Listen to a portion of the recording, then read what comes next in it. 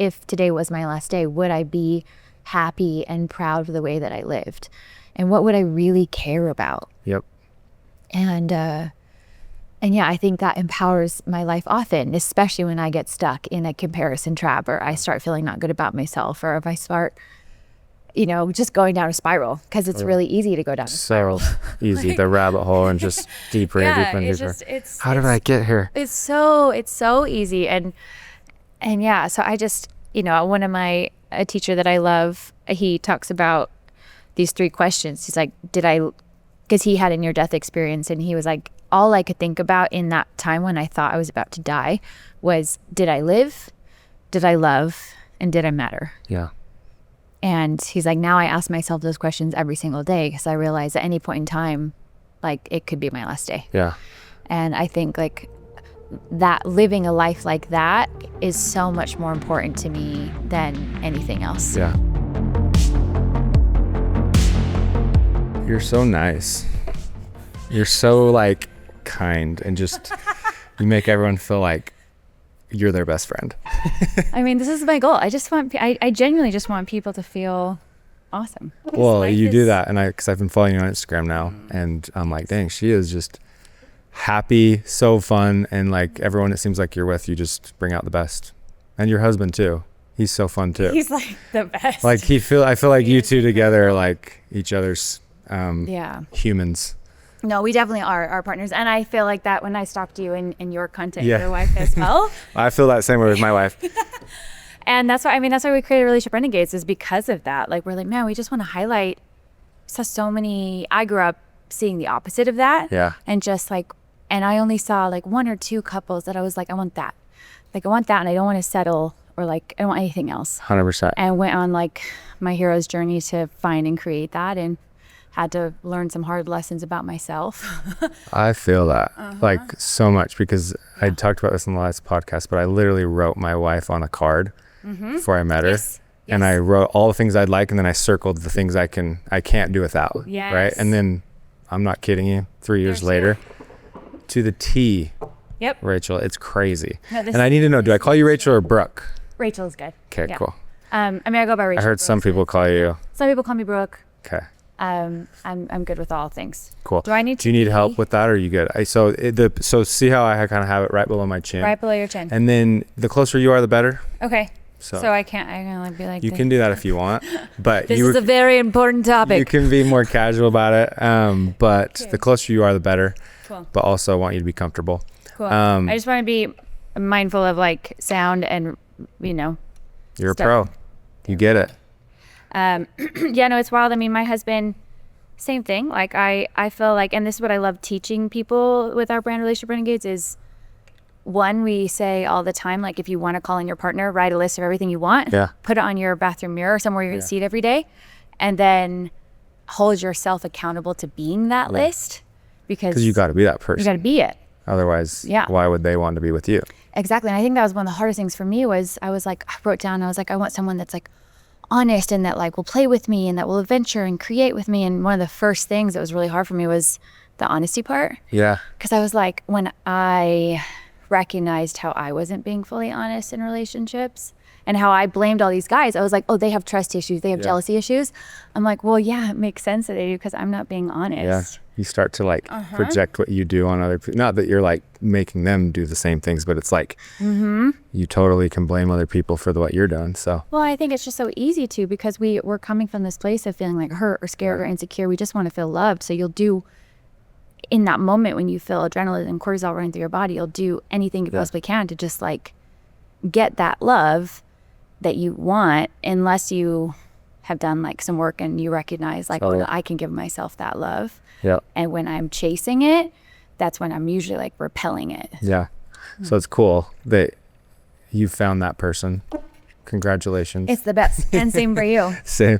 Yeah. It's we've been going 11 years, got some kids now, and it just seems to get better every year. There's obviously the hard times. Yes, like you've very got much so. Months of trials and change as you grow, and you and I was talking to someone, they're like, wait till you get to year 20. I'm like, oh no. I know. I can't. I mean, we've been together 8 years, married for 3, just starting to go into like trying to have kids. Yeah. And yeah, I just have so much mad respect for any parent ever, because it's hard. just, Well, that's the other part. They change you. Like, you're now learning how you raise kids differently, and it's like that's a conflict, and you just have to like come together on it. But this is why I was so excited to talk to you. I feel like we could just roll forever on many different topics. And the cool thing is, if you're cool with it, I'd love to start the podcast where we just were and just let that be the beginning, because I think that's so cool. And relationships is what I'm more into than anything, and that goes with all aspects of life. That's like, I think that's more important than anything in our lives, is the relationships we have with people. Yes. So great way to kick off the even podcast. On the filmmaking journey of like so many of the films I've done has because I genuinely love and want to lift up and support people, and because we worked on a project and there was so much love and awesome energy, then they're like, come on the next one with us. Or I get on projects and I have gotten some of my best friends on films. They've gotten me on films, and it's been this beautiful thing of, because I think some people think about like Hollywood or the entertainment industry as this cutthroat, competitive, like everyone's out for themselves. And I think I just decided really early on that like I didn't want to live in that reality, and I believed it could be different. Yeah. And as we talked about before, it all starts with you, right? Like my favorite quotes is "Be the change you want to see," and some of my best friends, like I got put on a movie, and they were looking for these two other girl roles. And I pitched both of my best friends, who are amazing, talented actresses, and they got it. And then we ended up being able to shoot a movie in Puerto Rico for like 3 months together, and had like the best time ever. So cool. And then later on, that same girlfriend got booked on another film, and then she pitched me, and then I got that role. And it was just, I don't know, it's just been such a beautiful, beautiful experience. And, one of my best girlfriends, who was my maid of honor in my wedding, we met on Bring It On. Nice. Which was super fun. That's way cool. Yeah, when I started Tyson Media, I had a demo reel, and the thing I said, and I'm going to butcher the quote, not that I came up with this, but I did say this in my reel. I said, even more important than all the experiences I've had with traveling and all the cool videos I've made and the cool shots I've gotten my entire life, the most important thing I've gotten out of all that are the relationships that I've made and met along the way. So I've got friends all over the world now, and it's like, that's more important to me than anything that I've done, because that's like what you're going to look back on and remember, the people. 100%. And it's like, and the experiences you had with them. Yes. So cool. I'm all about it. And that's why I do this podcast, because I love going deep with people. I love hearing about their journey and just their story. Yeah. I'm not a small talker. I struggle with it. But when we're like sitting down. We sat down, we went in deep right away. Well, that's the thing is when you're on a podcast, it's like, all right, I'm opening up. Yep. Versus like when it's like, hey, how are you? It's, oh, weather's good, stuff like that. It's like, cool. But this is like meant for it. So I'm excited to jump into this. But let me do a formal introduction. Okay. Welcome to the podcast. You're good. Welcome, everyone. Welcome to the podcast, A Filmmaker's Journey. Rachel, I'm excited to have you on, because we met on a shoot for Elevation, and right away, I didn't even know you were a producer, but when we had that call, I was like, oh, no way. In the back of my mind, it'd be dope to talk to you on my podcast, because like to hear from any filmmaker from all aspects of life is so fun. And it's a little more rare to talk to women in the filmmaker industry. There's more men. Stoked to have you on. I'm so excited to be here. Cool. And like I said before we started this, I love what you're doing with this, and I really do believe it's going to blow up. Thank you. And I think it's needed, because filmmaking is just one of the hardest things. Yeah. And I just think we need all the love and the support and the empowerment that we can get in a very raw, real way. Yeah. Because so many people just hear the stories of like the films that blew up. Yeah. And the stories that were like the underdog stories that just worked. Yep. And those are true, and those are possible. But there's also like countless stories of people that didn't have that experience over and over and over and over again. And they just kept going and listening to stuff like this that empowered them. And then they created something beyond their wildest imagination. So I hope so. And the whole point of this is to give people different looks and takes and experiences on everyone's life, everyone's different experiences in lives, where like you have a different experience and you're in a different section of filmmaking. And then we've got DPs and directors and all these different, it's like, I'm hoping to give the whole scope of what we do. Yes. But ultimately, the other thing I found out a few episodes in, I'm like, I'm able to now give back to you by documenting your story in a way that is forever. And it'll be, now you're able to tell your story. And then hopefully in 5 to 10 years, when I ask the last question, which is where do you see yourself? We're able to do this again and we'd be like, yo, did you get there? Yo, look at this now. Yeah, you're there. Now let's talk about the next 5 to 10 years. Yes, I love it. So I'm excited about it. So let's start with who you are, your name, who you are, and what you're currently doing in your career right now. Such a huge question, actually. Yeah. Well, my name is Rachele Brooke Smith, and I'm an actress and a film producer and an inspirational speaker, and then many other things along with that. But those are the three main. You're an entrepreneur. Yeah, of course you have more than a few things. Ever since I was really young, been very obsessed with health and wellness. And I think that has guided my journey, especially as an actress who dreams of and loves to, and so grateful that I've gotten to play many different like hero type characters in films, or characters that do really badass fight scenes or dance scenes or you name it. I just, something about my soul just like loves that. Cool. And to be able to do that, you have to be able to have a certain kind of physique. And so, I don't know, growing up a competitive gymnast turned actress and dancer and did a lot of martial arts and stuff like that. I just like love it. I have a crazy story of seeing a film that changed my life as a little girl and ended up being able to play the lead role in the sequel to that film 6 years after I saw it. And that's a lot of what I do like motivational speaking about, because there was just so many crazy things along that journey of how I actually made that happen. And whether you call it co-creation or manifestation or whatever, there's very specific things I did that I really do believe made that possible. Yeah. And it wasn't the standard thing that I think a lot of people think about when they talk about manifestation. Yeah. And then since then have done about like 50 other films and TV shows as either a lead actress or featured actress or now film producing. And so, and I just had one come out called Alien Country that I shot here in Utah that I helped produce and also star in and loved it. And is that why you're now in Utah? That is why I'm now in Utah, which is wild because I never thought I would live here. You ever. Just like it? I guess. I think as chapters of life, I think after the pandemic, LA got very different. Yeah. And my husband and I were starting to think about trying to have kids and raising a family. And we had actually, during the pandemic, we put everything in storage and we lived as digital nomads for about 3 years, living in Airbnbs around the world. And during that time was when I booked that role. Cool. Or was here in Utah for several months. And yeah, we just kept being like, what is this place? There's so many beautiful places and amazing people. Yeah. And it felt like a very supportive space too, that people were really like hungry for both health and wellness and filmmaking, which is our worlds. Yeah. And yeah, it's up and coming. It really is. It really is. I've been here, but at the same time, it's changed drastically over the last 15 years. Like I'm from Lehigh and we're talking podunk farm country. Yes. If you watched Footloose, that was Lehigh.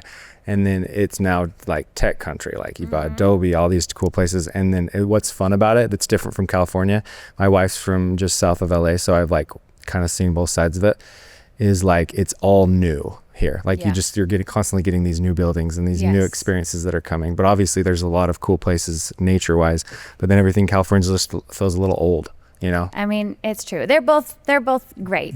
I'm not talking crap.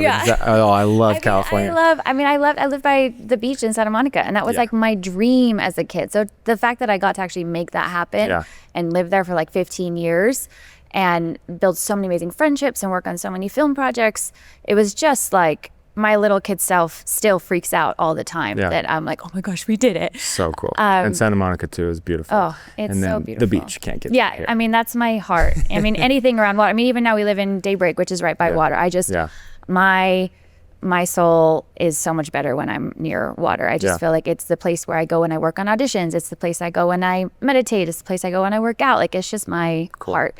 And I think that's really important for creatives to find whatever that environment is that inspires them, whether it's in the mountains or by lake or in a really creative room.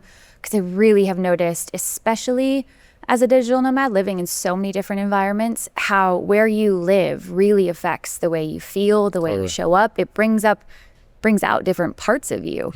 And so I think so many times we get stuck in these places that we live and it it feels very limiting to us. And I always advise, like, if it feels limiting, get out. Like, do you feel like that has to do mostly with the environment, or do you think it has more to do with the people that you're surrounded by? Because obviously you can find different people in different areas, but I'm curious, like, what you think. Gosh, I feel like, so one of my favorite quotes is, when you change the way you look at things, the things you look at change. Yeah. And I really do believe our inner world is always a reflection of our outer world. Yep. So I do believe you can create so much like peace and love and harmony. Well, if you can get to that place where you create such this supportive, healthy, creative space within, then you will see that without, and you'll find other people. But I do feel like also that everything affects everything. Yeah. So your outer world affects your inner world affects your outer world. Yeah. And when I've been in more creative, inspiring places, I'm just naturally more creative and inspired. And it's easier to find other people like that, because those spaces are attracting those kinds of people. And so, yeah, I think it's all of it. Yeah, I was gonna say there's no right answer. That's why I wanted to hear your perspective on it. I think it's very good. Big. It's really big. And one of the other films I have coming out that I'm really stoked about is this superhero film called Legend of the White Dragon, and we shot that in Los Angeles, kind of during the pandemic as well. And again, it was just like this feeling of, and I think a lot of people will tell you, I mean, there's a lot of people that moved out of LA during the pandemic, because it just kind of changed and shifted. And especially when the whole entertainment industry went more virtual, I think people were like, wait, I don't necessarily have to live in LA, because LA is amazing, but it's also very expensive. Yeah. And especially as an aspiring filmmaker, artist, actor, whatever, it's hard to live. Yeah. And so if you can find another place that feels inspiring and creative, and I think there's many of them popping up, like Utah or Austin or Atlanta or whatever, that you can live for a lower price point and create with people that you love. Like, I just think it's really, it's different than it used to be, but it also opens up a lot of doors for so many people that live all over the place. Right. Which I think is cool. Totally. I love that answer. I think that was beautifully said. Anything else that's going on right now currently? You've kind of gotten into everything. Oh gosh. Well, yeah, I just feel really grateful that, both with Legend of the White Dragon, that I play the main like female superhero. You've already shot that? Coming out.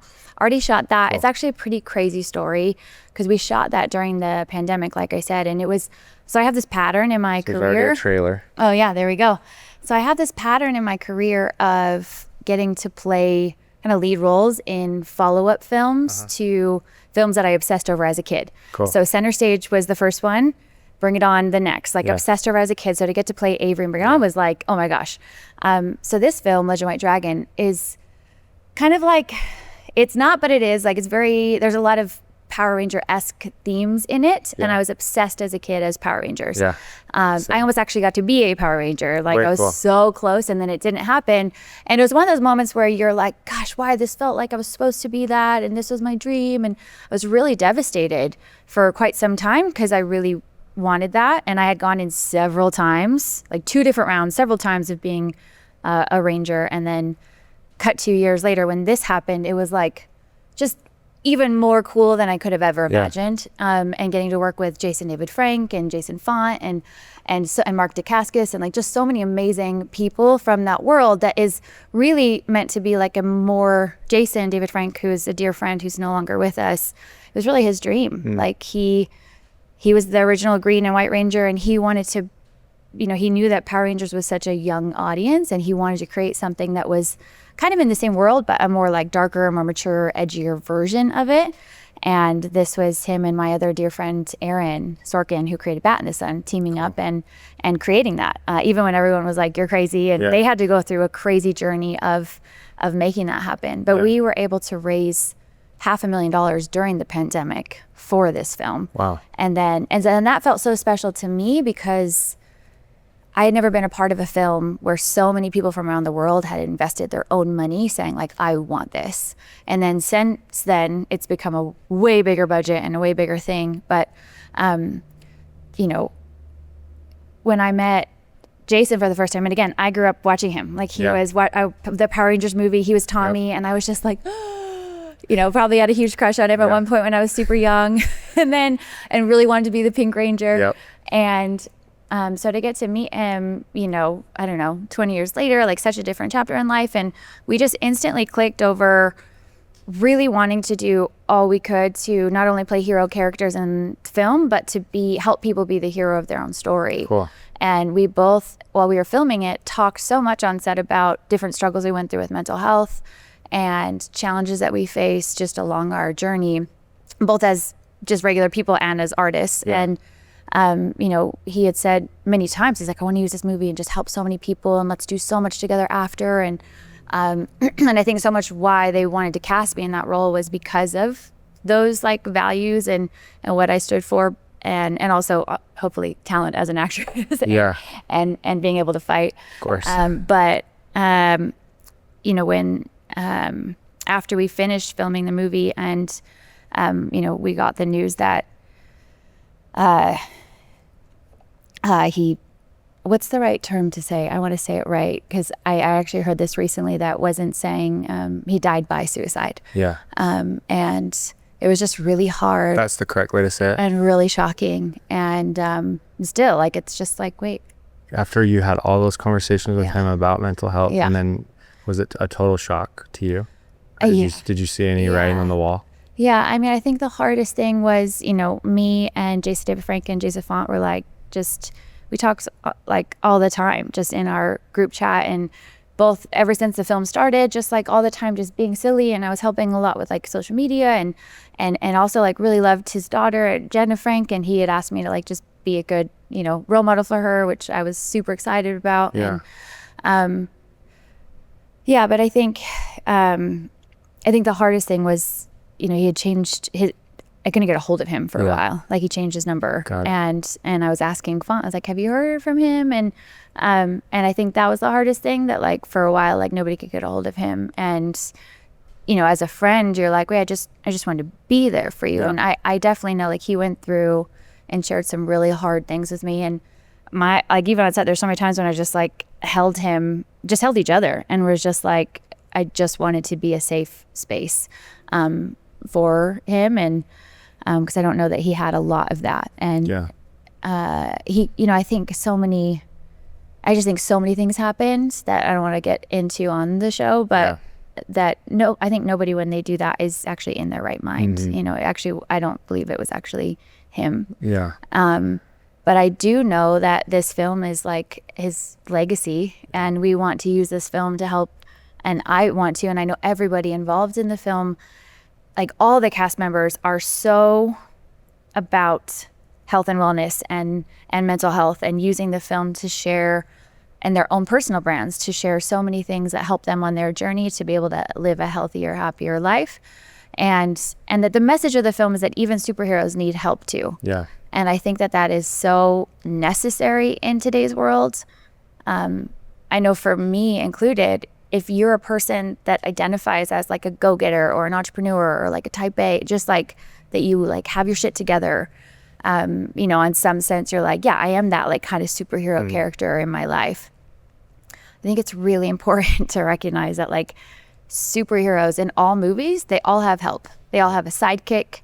They all have a somebody else that's helping them. It's not just them that is doing everything. And it is like the greatest superheroes on every hero's journey. It's like they go through a fall, and then there's all these people that come into the picture to help them achieve heroic missions. That no one is ever doing anything alone. And I think so many times we put the weight of the world on our shoulders. Yeah. And I just believe vulnerability is one of the biggest superpowers you can have. And I believe that vulnerability is what connects us as humans. Yep. And the more that we share from an honest place, like, yeah, I'm a badass, but I'm also kind of a mess sometimes. Yeah. Like, and that's just being human. Yeah. I think the more people will feel less alone in the struggles of life.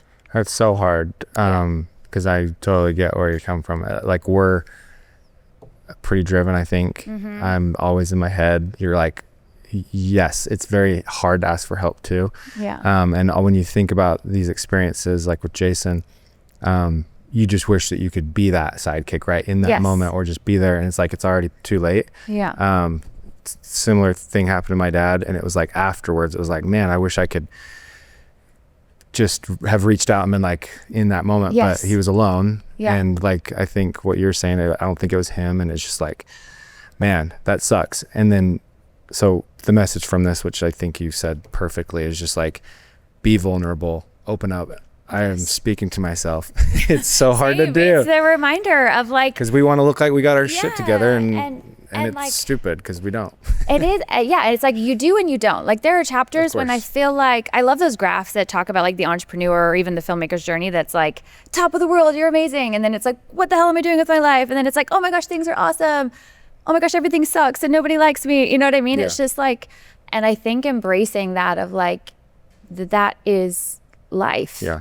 And somebody shared something with me that I thought was really helpful. That was like, my husband. So I feel deeply. Like I used to have a really hard time because I was like, gosh, I don't think everybody feels this much. Like when I get sad, I get so sad. Or if I like see someone hurting, it like really can affect me. And I've had to learn techniques so that I don't take that on so much, because it doesn't really help me feeling sad. Doesn't really help about someone else feeling sad, doesn't really help the situation at all. And when I feel happy or excited, I'm like so excited and like so there. And I remember asking a mentor at some point, being like, is this okay? Like, am I okay? And because some people would tell me, they're like, gosh, you're so much all the time. And he was like, and that really started getting to me. And he's like, Rach, that's a superpower. Like you have to own that and strengthen that and embrace that. And I loved that reframe. And this is why I think podcasts like this, having mentorships, having guides that help you reframe things that sometimes the world or other people and their opinions can tell you a limiting belief about what's happening. Just with this, a reframe, it can shift everything. And I remember even with my husband, you know, in our relationship, you'd watch me go through these, like just feeling so much, and especially struggling through different like female cycle issues and thyroid issues and, you know, all this different stuff that made me feel even more. He was like, he said something to me that really shifted me. He's like, gosh, I'm almost envious of how much you can feel. Like that is such a gift. Interesting. Because so many people out there are so numb and they wish they could feel more. And even him, he was like, I wish I could feel more because I think I used to. And then certain things happen and I put up, you know, maybe some protective mechanisms so that I wouldn't hurt anymore or wouldn't feel so deeply anymore. But he's like, now I really seeing this, like I want that. And so, I think we all have these really unique gifts and talents and strengths. And I think we're here to not be the same as everybody else. Because if we were all the same, life would be boring. And you wouldn't have that ability to see something that someone else has and be like, oh, that inspires me. Like I want something like that. And then realize that, like, I love the saying that says, if you spot it, you got it. So I used to feel like this feeling of like jealousy often with people. And then again, another mentor reframed that and was like, oh, just remember that whenever you feel that feeling of like envy or jealousy, just remember that like, if you spot it, you got it. And it's just that part of you telling you that like, oh, you want that, like that's important to you. So go work on it. Like go start creating it. And rather than if you feed into jealousy or envy, which I think can happen often in, especially the social media, digital world, or in the filmmaking space. Comparison. It's so easy to, and that comparison is a natural human thing. It's like a way our brains are wired to help us survive. But that if you can learn tools to reframe it, and this is why I'm so obsessed with everything about like mindset and mindfulness, because I think it shifts everything, is really learning those. Like, again, everything I've talked about has been like just reframes. And how when you change the way you look at things, the things you look at change. And now what used to make me feel envious or jealous makes me feel inspired and empowered to go create more of that in my life. That's cool. If you can use that as fuel and energy to actually and not just let it take you down. Because I feel like you're telling how I feel. Like the feeling deep, the roller coaster. Years ago, I was like, I would go there, right? And it was up and down, and I had therapy and everything. And the one thing that changed, the analogy that changed, well, first of all, I had to get rid of some trauma. But Step one, my therapist gave me the analogy of a bucket that's full of trauma, right? And you experience so many things in your life and you let it get to that edge of the bucket. And if you don't unpack any of that, it's sitting right at the edge. And then just the littlest thing that happens in your life that bugs you, it overflows, right? And that's when you're like, oh, and you get into those depths. And so, but then you fix it quickly, but it just is sitting there. And then therapy, all this stuff that we were kind of talking about, digs all that out. So now you have more of a threshold that you can like experience things but not go so deep or so high, and it's like keeping that balance. I think is really cool, and that's something I love, the reframing mindset that you're talking about as well. I think this is all so in line with who you are currently, which is why I love that you're talking about it all, because right now we want to know who you are. Who is Rachel right now? And you are I think probably more than anything a mindset coach, right? That's like seems to be what you're most passionate about, but then you have the actress, the producer side of it. I think I've just always wanted to be an actress and a filmmaker that also had a brand alongside with it that empowered people to live the healthiest, happiest, most expanded version of their life. You know, similar to, I think, so many, and I think that's just way I've always seen the power of I think in my younger life, a lot of people ask me, like, what are you doing? Like, are you fitness? Are you mindset? Are you acting? Are you a speaker? Like, what are you? And I'm like, well, I'm all of it. And I think for a long time, industry, and obviously in marketing, you know, people are like, the riches are in the niches, and there's all these different mindsets about that. And I get that. But I also know that even on my journey to booking Center Stage, which was like the catalyst of my entire acting career, everyone told me, oh, you got to pick one style of dance. Like, what do you want? Do you want to do ballet? Do you want to do hip hop? Do you want to act? Like, pick one, because you got to pick one. And every part of my soul was like, but I love it all. I want to do it all. And because that love was so strong and I was so curious, it was like following this curiosity of, ooh, but what does this feel like in my body? What does this feel like in my body? One of the biggest reasons I booked Center Stage was because I was one of the few girls at the time that could break dance and do point shoes and do like ballroom and act and like flip and trick. So, and the role called for that. And there's just not a lot of people who can do point shoes and break dance and act.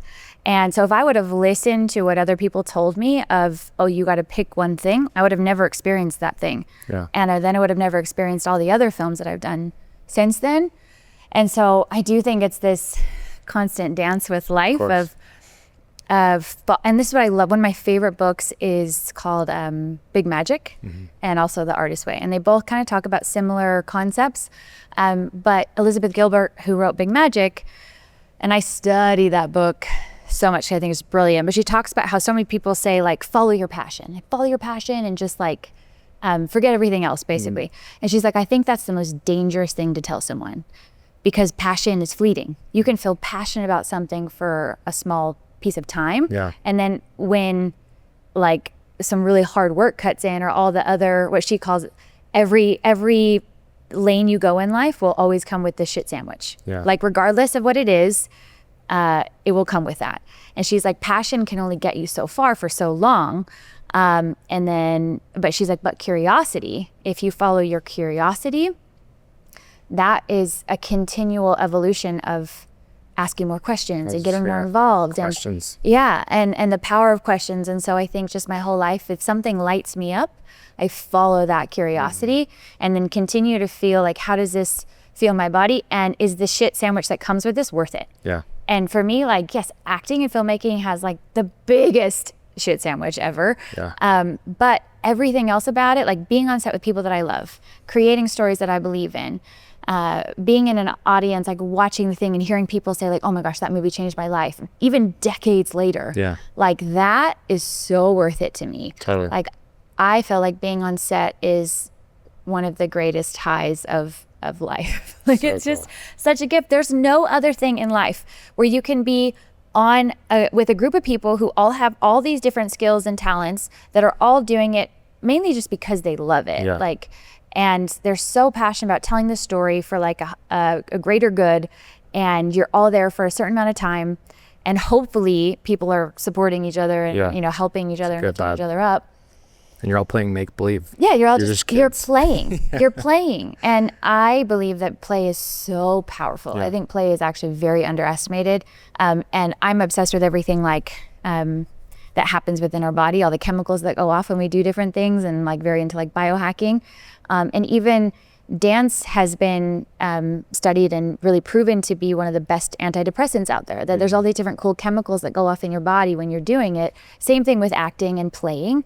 There's all these like oxytocin that goes off, especially when you're doing it collectively with other people, and oxytocin and like BDNF. And those are all like kind of sciencey terms. Also, like it can slash cortisol, which is our biggest stress hormone, and like stress is killing all of us. So I just feel like the more any human can understand that creativity, even if you don't consider yourself a creative person, creativity is so healing. Play is so healing. Yeah. And especially when we can do it with other people in safe spaces, man, it's like, to me, it just feels like that's what makes life so worth it to me. Yeah, because we all take life too serious. Yeah. And it's Zane said that to me, like he's like, we're all just kids that have completely gotten rid of playing, and like we just need to get back into that and just make believe and be creative and get back in tune with that and not be afraid of it. So my favorite quote I say all the time is, we're just all little kids in bigger bodies that just want to feel love. Said. That's exactly what Zane said. I couldn't quote it, but that's like literally word for word what he said to me. I was like, that's a good point.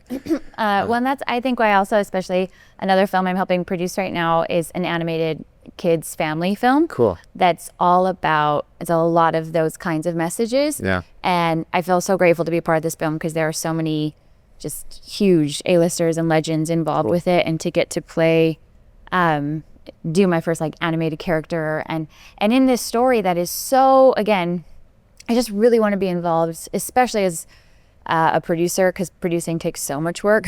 In films that help the world become a better place, that help in some way, shape, or form someone watching it walk away and be like, wow, I never thought about life like that. Like, and this really helped me reframe things. And when you said like, yeah, but you're like a mindset coach, like, yes. And my favorite thing to do is interweave all of those really powerful, life-changing mindsets and reframes into film. Cool. Because I believe film is the most powerful way to impact people and culture and shift and change things. I mean, films literally changed my life, and they still do all the time. So cool. Like all the time. And I just believe so much in the power of film.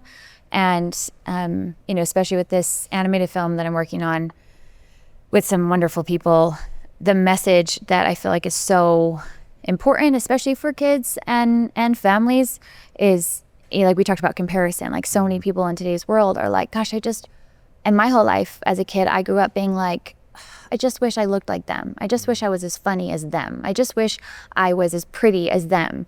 And it always made me feel like I was just not good enough, ever. Even if I hit like a high, or even if people told me I was beautiful, inside I was just like, but I'm not as pretty as her. Or like, and he doesn't like me as much as he likes her. Or like, I don't have what they have. And in this film, it's just such a beautiful, really entertaining, cool way of teaching the principle that when we own our unique gifts and talents and strengths, we help everybody rise. Right. And to be able to say, who is it? The quote, I think it's Marianne Williamson, that says something like, who are you to be like brave and brilliant and beautiful? And then she's like, well, who are you not to be? Like, and I love that and how different it was when I started focusing on all the things I did have, like owning my silliness and my uniqueness and my own superpowers, rather than trying to wish that I had someone else's, how much more my life felt so full. And realizing that when I was in that space of owning my unique gifts, it inspired others to also like find and use theirs. So cool. And I feel like you and I could just go back and forth all day on all this. Like, there's so much I relate to, and I'm going to change it. Okay, shift it. Because I could be like, I have so many responses to everything. And I'm like, cool. Well, let's talk about your journey, which is going back to the very beginning. And it sounds like you already kind of hinted at what happened. Yeah.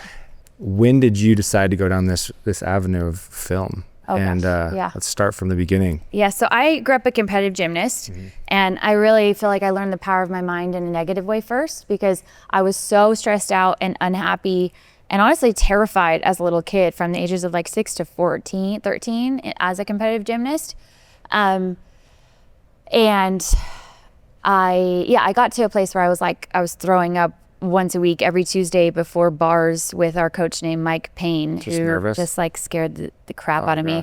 They, looking back on it, our coaches were kind of like borderline abusive. But at the time, I just don't think people knew about, like, it was a little different. Yeah, it was a different time. Yeah. And I would just remember being in the bathroom like every Tuesday before bars. I was just so scared of getting hurt or getting yelled at or just all the things. And I learned that I could consciously or subconsciously make myself sick as a way out of the stress of life. And if I was sick, then I didn't have to go to gymnastics. Like, that's a crazy thing to think about, especially being like 11, 12, 13 years and old. You have no idea what you're doing. You're just doing just it. Like and doing like, it. It's a defense mechanism. And it wasn't until like I finally shattered my hand. So I have 6 pins in my hand. And I shattered it at I was going to win this whole gymnastics competition. Yeah. And it was a time when, the whole auditorium could hear like the crack in my hand. And my coach was like, get back up on the beam. Your team needs you. Finish your routine. Everyone knew you were. And I was just like, oh my gosh. Try. And I remember trying to do a cartwheel on the floor and I just like fell on my head because I just like, my bones were gone. And then I realized in that moment that on the plane back, like with like a cast on my hand, I was like happy about it. I was relieved because I was like, this means I don't have to like train. Yeah. Like I could just be there and I don't have to quit. Like I don't have to do the thing that I'm terrified to do. Because that's what I really wanted. I really wanted to be out, but I just didn't know how. Like I was so scared of what, like, because it was my life. It was my whole identity. It was who I thought I was, all I thought I was. And I thought I was going to be an Olympic gymnast. And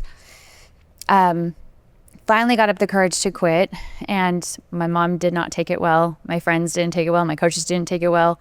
And I just felt like as a 14-year-old girl, like I just lost everything. Yeah. Like especially at that age, those things feel like so big. And so, I just cried in my room for a long time by myself because, a lot of the people that I loved, like my mom and my friends and my coach, like didn't want to talk to me. Like, again, when you think that's all your world is and then it just is gone, it's really hard to keep living. Yeah. And I remember being like, I don't know if I wanted to be here anymore. Yeah. And then I saw this movie, Center Stage, and it was the first dance film I had ever seen.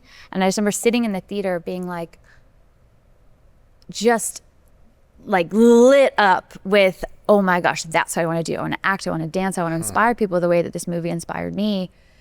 And I sat in the theater and I just like cried and prayed and I started visualizing myself doing it because I learned the power of visualization as a gymnast. Cool. And everyone had left that theater and I just sat in a dark theater by myself, like, again, just crying, praying, visualizing. And then finally, like, family members had to like pull me out of this dark theater by myself because I didn't want to leave. Yeah. It was like the first place. I want to go back to life. Yeah. Real life. I just want to be in this theater forever and never leave this amazing feeling that I feel. And I was just so transformed in that, hour and a half film. And the story of that film was how this girl, really wanted to be this big dancer, and everyone told her she was never going to be good enough. She didn't have the right body type. Like, like you're crazy for thinking you could ever be something.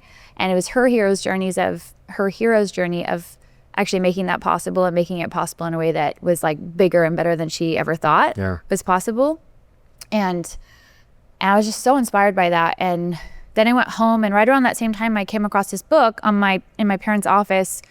And I don't even know how they had this book. They weren't into this kind of stuff, but it was called As a Man Thinketh. Mm-hmm. And it was like a 14-year-old kid. And I just remember being obsessed with it. I was like, how come nobody taught me this stuff when I was like 5 years old? Yeah. Because it would have been so helpful for me to know. At 5. Yeah, that like, well, especially as a gymnast, like, and the things that I went through and it made me realize, I was like, oh my gosh, like if I can create sickness and injury in my body because of like deep desire and thoughts over and over and over again, what could I create on the opposite side? Like if I could use that same power to create like this dream come true. And so, and since that time, I just was like the little girl, teenage girl going to all these like personal development conferences and listening to Tony Robbins and Wayne Dyer and Louise Hay and all these like, all these people about mindset and law of attraction and manifestation. And my friends all make fun of me because they're like, come party with us. And I'm like, no, I got to go to all these classes. Yeah, that's really cool that you were doing that. Became obsessed with acting and dancing. Like in gymnastics, in this identity that I thought that I had to stay stuck in, I was miserable and unhappy and unhealthy. When I found this other identity of acting and dancing, I was like so happy all the time. Like even if I got sick, you couldn't get me to not go. Like I would be there no matter what. Cool. And I even got like the Rat Award at my studio because I would just never leave. And I also learned the power of whenever I felt discouraged, because a lot of my coaches told me that like I thought I was really good. They did not think I was very good. Got it. And so I had to work really hard to be good. But I didn't care. Like I was just like, I kept watching Center Stage, and I made vision boards of Center Stage. Every day I'd write down like, I'm going to be in a movie like Center Stage one day. And I ended up, crazy journey happened of a bunch of things that I thought were like the hardest, worst things that ever happened to me, but put me on the track to basically like move to LA when I was 18, even though I didn't know anybody. I don't know what I was doing. My dad was not happy with me because it was not the path he wanted me to take. And it was really hard and very scary to do that. And I ended up booking a scholarship program in Los Angeles when I was 18. Again, auditioned with like thousands of kids around the world. They picked like 20. I got to get in every day for a year. I was acting, dancing, singing, training. I couldn't audition. I couldn't have an agent even if I wanted to, because you couldn't miss training, basically. Hardest thing I've ever done, one of the best things I've ever done. And right around the time we had our big like end of the year scholarship show, I got signed with a bunch of dance agents, but I was like, guys, I want to act. Like I want to dance, but like I'm actress first who can dance. I'm not the other way around. And all the acting agents were like, well, show us your reel. Like, what have you done? And I was like, well, I haven't done anything because I've been in this program and I couldn't work. And so, and then I just got no after no after no after no. And I started getting super discouraged, and I'm really grateful that I learned this. I believe there's a really big power in all different forms of art forms and expression to help people go from feeling really discouraged and disempowered to very empowered. And what I learned is I would just go, when I felt that feeling of just feeling just really bad about myself and starting to believe all those limiting beliefs that people told me, I would just go in a dark room and just dance my face off and like sing at the top of my lungs to these songs that empowered me. And I just did it to just feel better. And every time I did, I would leave the room just feeling like okay, I can handle life. So cool. And then I walked out of this dance room that I'd been at the studio for the past year, and I saw this casting call on the wall for Center Stage 2, like the lead girl role. And I was like, that's my movie. Like You're that like thinking of all the times you wrote this down. Movie. You're like, this is happening. And all the times that I had been watching that film to keep inspiring me, because moving to LA when I was 18, not knowing anyone and not knowing what I was doing was very, very hard. And watching that movie over and over again just reminded me of that time in that theater when I just like, I'm going to do that. So when I saw that sign on the wall, right after I had all these acting agents tell me like, you're not ready, you're not good enough, I almost didn't go. Like I wanted to go so bad. And then it was just like this part of me, I was hearing all their voices, and I somehow talked myself out of going. I went home, wasn't going to go. And then I was just like in the bathroom sink washing my hands, and like had that really like powerful moment that one can have in the mirror with yourself. And I swear I like felt this feeling that was like, you have to go. And that feeling like pulled me out of the room into that audition, and I crushed it. Like I crushed it, and I was so alive doing it. And then I ended up having to go in 6 different times for that role. That was like your first audition? Of my first audition. Wow. I mean, I had done different like acting classes and those kinds of just like, pretend auditions, but like this was, the first casting was like when I found actually the first audition was a dance audition. So I could do like hip hop and jazz funk, which was like my thing. I was like, oh, I'm going to dominate. Like I knew. And then after that, the producer and director asked me that were like scouting that audition, asked me to go to Sony Pictures to read for the role. And I had never been to a sound studio before, like a huge like Sony Pictures film studio, and like driving up and having to give your ID and like walking through this huge place feeling so small, and really not knowing what I was doing, honestly. I was just like showing up and doing it because I loved it. And it was like a 3-month process. Again, 6 different times, all different kinds of auditions where both acting and then point shoes, ballet, breakdancing, hip hop, and partner dancing. And I feel like I didn't sleep or eat for like those 3 months or even more than that. And then one day I after the 6th time, and I was leaving Sony Studios, I was driving home, and an agent that had turned me down several months ago was like, Rachel, Sony Pictures wants to book you as the lead role in Center Stage 2. And no way. I almost got in a car accident. Like, yeah, I'm sure. Like, I was driving over the 405, and I'll just never forget that moment when I was just like, what? Yeah. Just so freaking excited. And looking back on all the things that happened that, again, I thought were some of the hardest, worst things that ever happened to me, that ended up being the best because they gave me the exact skill set that I needed. It put me at the right place at the right time. It gave me all the right like mindsets and practices to have. And I also remember doing the film, and we filmed it in Vancouver for several months, and just living in like the highest on life ever. Like it was just, I mean, it was also so much pressure and stress because a lot of my like choreographers that I had looked up to for so long were now kind of a lot of like the background dancers. Yeah. And I heard people like talking shit about me on set, being like, who does this girl think she is? She hasn't done anything yet. Oh man. And so I remember just feeling like the amount of pressure that I felt. And I honestly, like, I really think all the things I didn't know about filmmaking yet was a blessing. Because if I would have known what I know now, I don't know that I would be able to do it. Like, I was just so like, and that's what I think, this gift of like coming with this beginner's mindset and never losing that joy and curiosity and play.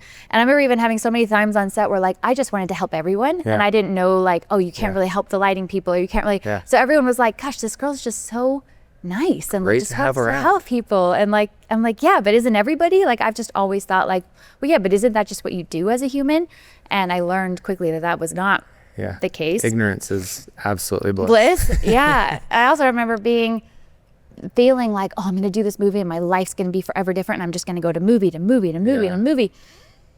And then having a really hard awakening where after I finished filming that and feeling like I just lived this complete like fantasy, going back to LA, nobody had known what I'd done. It wasn't going to come out for like another year. I just went back to like just auditioning with everyone else. Yeah.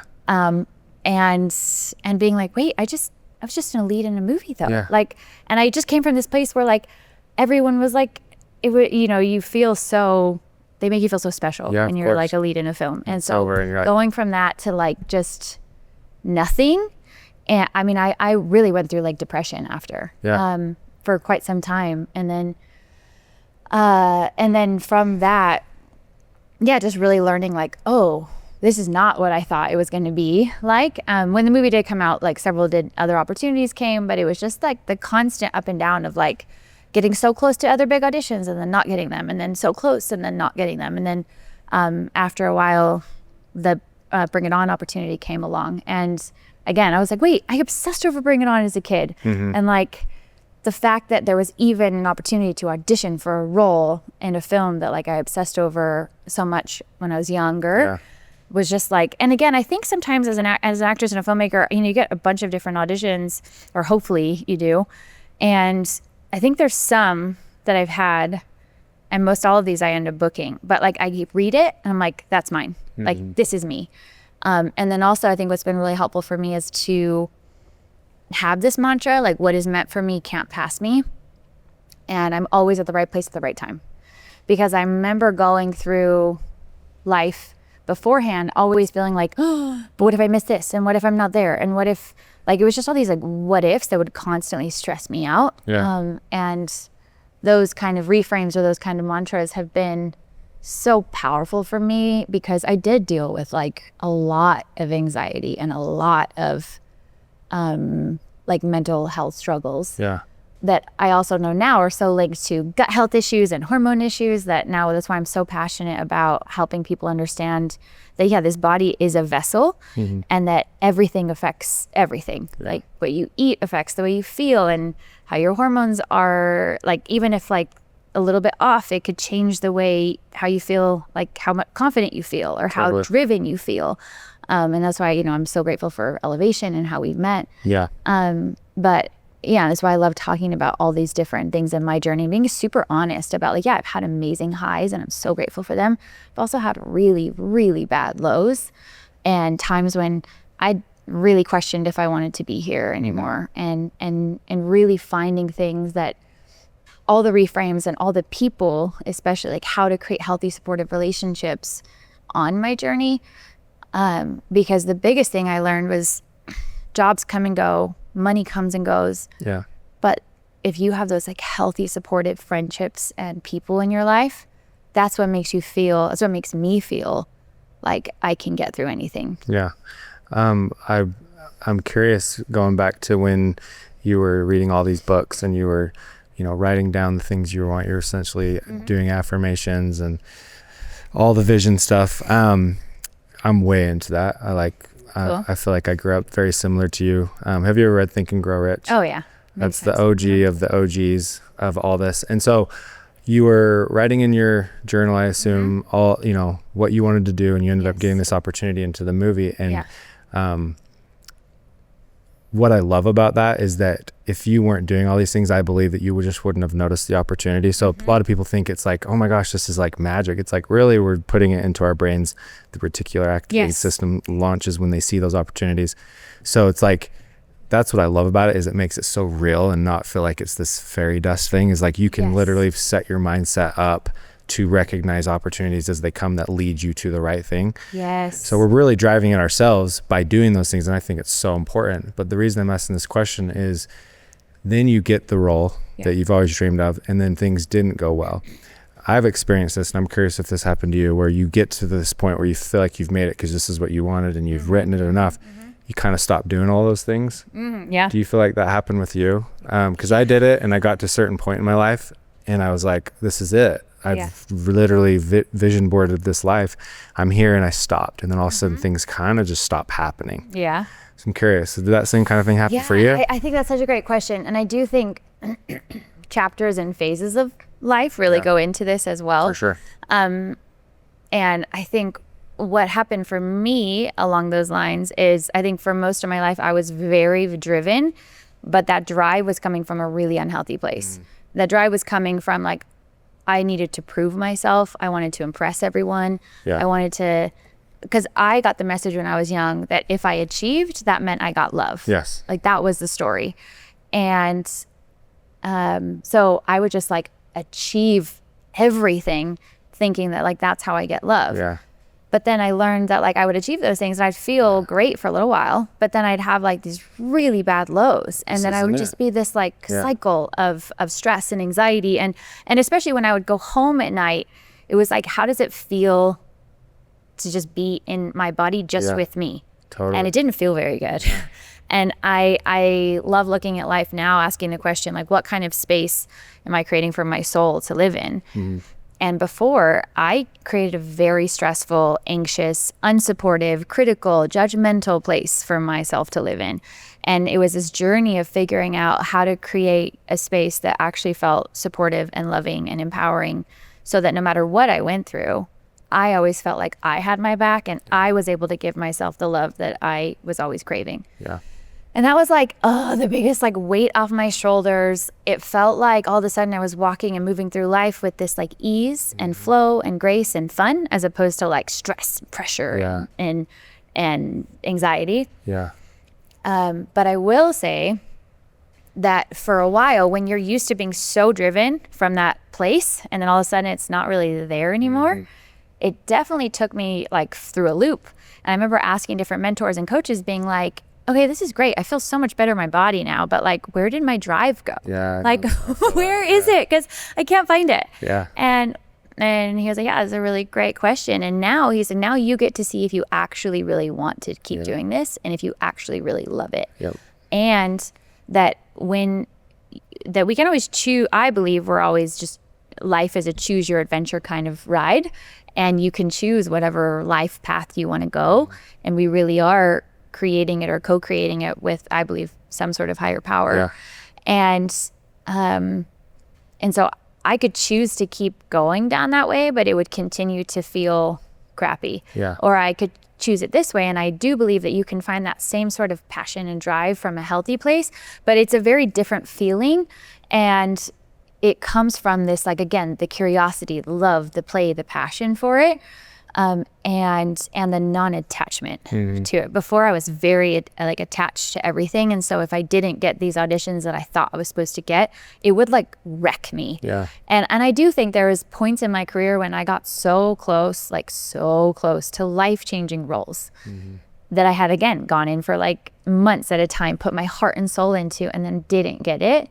And those are some of the hardest. Those are some of the hardest times that I've had to do a lot of work on my own reframing, that instead of looking at it as, oh, like life isn't fair, nothing happens for me, maybe I'm not as good as I used to be, because I can go down that path and I can choose to believe those thoughts. And if I do, I can't keep going. Steep slope, yeah. But if I choose to believe, because again, I just believe we can choose to believe whatever we want, and to be very careful what we choose to believe, because whatever you choose to believe becomes real for you. For sure. So I just choose to believe that everything that happens to me is for some reason, and it's either, if it doesn't happen, it's for protection, or it's because something else is better that's coming. Yeah. And I just choose to believe that because it protects my energy, and it protects my ability to keep going. Totally. And so, but I do know that hurt that I felt when I didn't get several of those big opportunities, that I felt like, I was like, wait, but I was supposed to get it. Like that was mine, and I didn't get it. That hurt, if not like loved on, that part of us that feels scared or hurt or maybe not good enough, if we don't love on those parts of ourselves, like really, really love on them, or really do some deep work to reframe it all, it can block you. Like it blocked me for a long time. I didn't want to put myself out there anymore because that hurt was so strong. And I do think, as a filmmaker, as an artist, as a creator, one of the things that helped me the most is listening to all the stories of all the people that I admire, and their stories of all the times when it didn't work. Because again, like we talked about before, when we hear the messy, when we hear the vulnerable, that's what actually helps us go on. Like, yes, it's great to hear the big success stories. But I think more than anything, it was like, oh, I need to decide if I want to be in this I believe like acting and filmmaking is a long game. Yeah. And most people are only in it for like a quick hit. And if that's the case, you're probably not gonna see the results you want. But the people that do stick it out, that can find a way to love it regardless and not be attached to getting all the things, because there's not. Yeah. Like people like Morgan Freeman that didn't hit his like big success till he was like 52. And he got a bunch of like no's and no's and no's for so long. Like there's so many people, even Gal Gadot, before she got Wonder Woman, she almost quit acting. And because she was just like, this is too hard, I can't keep running my family around. Like, and I love hearing stories like that. And I think that's what helps me the most when I'm like feeling really defeated, is being like, okay, wait, this is just a pattern. Like this is a pattern. And I just choose to believe that, that just like I've created these miraculous things in my past, I can continue to keep doing that, but I completely have to let go of how it happens, when it happens. And I have to figure out a way to just like fall in love with life and the journey, because I think the biggest thing I've learned is that we don't get what we think about. We don't always get even what we want or like deeply desire all the time. We get the kind of energy or frequency that we're operating at. Yeah. And when I was attracting all these amazing things in my life, I do also believe, and I love that you brought this up, I don't think manifestation or law of attraction, like all that stuff, to me, it's not woo-woo at all. It's just very like logical. It's like, well, whatever you focus on expands. So if I'm continually focused on this thing, my brain, my REI is going to continue to find more things that like appear, and I'm going to notice them. And then I can, if I'm ready and I've been working on those skill sets, I'm going to be able to take action in that moment. And so anyways, I just think, but also, again, why I think I'm so obsessed with everything like dance and singing and all kinds of art forms to help get all this stuff that's just a lot of times suppressed within us, like expressed, is because we all have insecurities, doubts, fears, worries, like patterns in our life that maybe we could make healthier. And for me, it's been this realization that my energy is the most powerful thing. Like, I have to protect that, and I have to create tools and processes and habits to make sure that I create great energy on a regular basis. Not saying that I always have to be happy or in an awesome mood, but just like on a regular basis. And this is why I care so much about health, and especially learning that, like, over the past couple of years, for 2 weeks out of the month, I felt awesome. But then the other 2 weeks, I literally felt like I had no capacity for stress. It was so hard for me to just feel happy. It was so hard for me I didn't feel drive at all. And I was like, what is going on? Yeah. And then when I learned that, anyone would feel like that if your thyroid or your testosterone is low, and we can help you fix that. Like, that's something that is changeable. Yep. When I've gotten those levels back up through the help of elevation, like, I feel just so good. Like, that drive is back again. That energy is back. That ability to handle stress is back. Yeah. And so, like, yes, you can think and you can meditate and you can journal and you can do breath work and you can dance your face off. You do all those things and they can be helpful. But it's similar to, like, if you're putting diesel gas in a regular car, no matter how much you're oiling that, like putting oil in that car, washing that car, it's not going to work well. And as artists, as creators, our physical body is our instrument.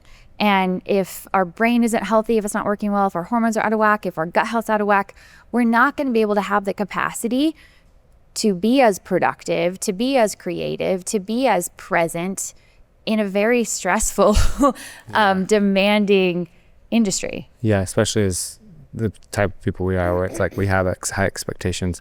One thought I had during that was, and I just kind of thought of this, is like we have this whole side of where we're comparing ourselves to people and the successes, and like, oh man, I wish I was that person. So much of what you talked about was the other side, and being vulnerable and having these people like even yourself being vulnerable and opening up. So there's like the flip side of comparing and what we need, which is being able to relate to people. Where you do hear about the Morgan Freemans and the people that have gone through so many hard things, and you're like, you're now comparing yourself to them, and you're like, holy smokes. But I like to call it more relating, because comparison sounds harsh. So it's like, oh my gosh, these are humans. They've been through so much crap, and you're now relating to them on that level to where life gets a little easier, a little bit more manageable. Like, oh, I can do this, or I still have time, but you're still kind of comparing, but it's a little more healthy. So I think that's a cool way to look at it too, is like telling our stories to be vulnerable enough so that people can see that, hey, look, life's hard, and we're all in this together, and that's the whole bringing it right back to relationships. Like, we all gotta lift each other up and help support each other. But yeah, there's so many things, so many thoughts I had during all that, and I think it was super amazing. So when you got this role, Bring It On, I think is where you kind of got to. When you were on a set, even what was the first movie? I forget. Center Stage 2. When you were on Center Stage 2, you're on Bring It On. You're obviously getting a first look into this whole industry and how it operates. Were you looking at that time, being as young as you were, like, I want this, acting is what I'm going to do in this industry? Or did you ever see like a producer and you're like, wow, that looks like a dope job, or a director or a DP? Like, what kind of thoughts were you having when you were being around all these people? I honestly became obsessed with all of it. Like, I remember even on almost every film I was on, I was like asking the director, I'm like, can I shadow you one day? Like, asking producers, like, can I learn from you? I just, again, that curiosity that was just like led me to want to just learn and learn and learn. And that's another thing in our society I feel like is so frustrating. I think most kids, I didn't like school. I didn't do well I did well in school, but I had to work so hard to do well in school, and it wasn't my thing. But and I think I had a unhealthy relationship with learning in that way. But then when you put kids or people in situations where something about it lights them up, all you want to do is learn. And I love learning. And so it was like reframing learning as well, which was really important. But yeah, I think the biggest thing for me was, I wanted to I loved learning how the director saw everything, and I loved learning how the producer saw the world, and I loved learning from all different elements and the DP, just asking so many people all the questions, because I was just fascinated by it all. Like, how does this all happen? Like, it's so just cool. The filmmaking process is just, it's fascinating to me. And yeah, I think I also at one point in my acting career, I was like, wait, I don't want to just wait for people to give me auditions. Like I want to be the one creating it. And you know, I think it's definitely been as like learning what it is to really like produce films. It's not easy. And you're dealing with all the problems. Up front.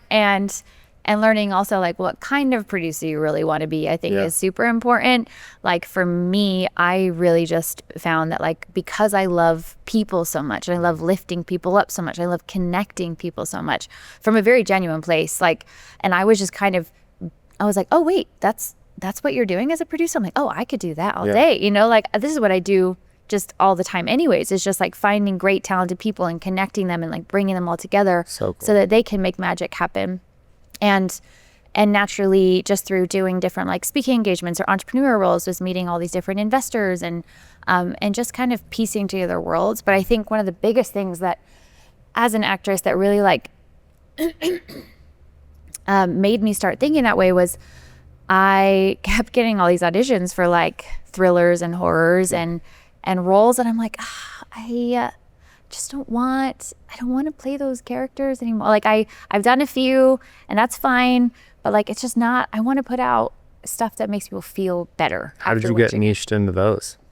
Just because you did one? I mean, thrillers are easier to make. I mean, it's one thing if it's a thriller with a great message. Like there's a lot of those and I love those. Like Sixth Sense was awesome. I mean, there's so many you could name. Even like, what was it? Inception is kind of more of like thriller, but psychological. Like I love those kinds of films. Like I'll do those all day long. But it's just like kind of the horrors that I mean, for other people, awesome. If that's their thing, get it. Like if that's what lights you up, great. For me, it just doesn't light me up in the same way. And again, if my mission is like to really empower people to overcome hard things and help them through hard times and create films that someone can watch and if they're going through a hard time, either laugh their face off and feel better or actually feel really inspired and moved by the story and the characters and see themselves in that story, just like I did as a little girl that changed my life so much. That's the kind of movies I want to make. Cool. And makes sense. Sometimes it's harder to make those kinds of movies. And that's why it was like a really weird, rude awakening into like the actual creating of films and how sadly,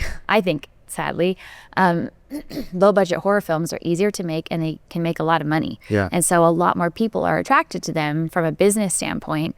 But I just have to ask myself those questions of like, when I'm on my deathbed, am I going to feel great about like, this was my life's work? Or am I going to be happier if I chose a different path? That might be a little bit harder. But I also think the entertainment industry is always just like it's just fluctuating so much. And especially with like AI now and how everything's changing and social media, like it's just like the wild, wild west. But I do think more people are craving like meaningful content. And it's only getting more bigger need because so much of it isn't real anymore. And I think, I mean, life is hard. Life is hard enough already. Like to watch a movie that just makes you feel, to me, when I watch a film that like, if I feel dark or like, after, that doesn't help my life. I got over those after all the paranormals came out. I saw, I think the third one and I was like, the way that it still affects me to this day, those movies are crazy. But I feel the same way, the darkness. But then I think it's way easier to invoke fear because so the whole like movies, if they're great, we relate to those characters or the plots or whatever. Everyone can relate to fear, so it's like easy. The stuff that's more meaningful, the better stories, those are harder to relate to, right? They're more positive and the world is scarier than it is positive, and so I totally hear that as far as like those are just tougher to make, but it's totally more in line with who you are. Absolutely. And I think you realize that. Absolutely. And you know, I think when we were talking to one of your partners before, I loved the way that he shared this story of I'm obsessed with everything creation, like, and really empowering people that like we're all the creators of our own story. We're all the actors, the writers, the directors. Like you're creating your own movie every single day. And what kind of movie are you making?